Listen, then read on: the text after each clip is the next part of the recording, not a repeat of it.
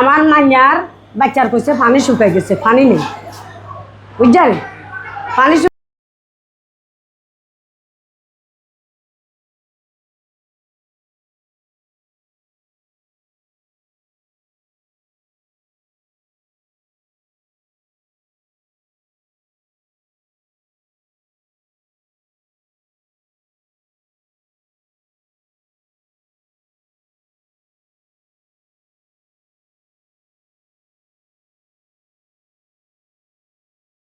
অপারেশনের পরে ফসা বন্যা।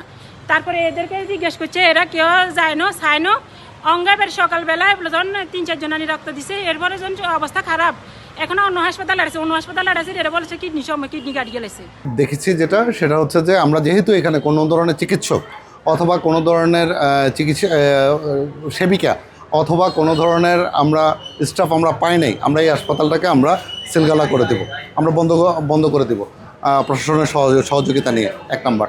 2 নাম্বার হচ্ছে এখানে যারা রুগীরা ভর্তি ছিলেন তাদের মধ্যে অনেকেই চলে গেছেন। যে 2 জন রোগীর এখনও চিকিৎসা প্রয়োজন তাদেরকে আমরা আমাদের ব্যবস্থাপনায় আমরা সদর হাসপাতালে নিয়ে যাচ্ছি এবং সদর হাসপাতালে তাদের পরবর্তী চিকিৎসার আমরা ব্যবস্থা গ্রহণ করব।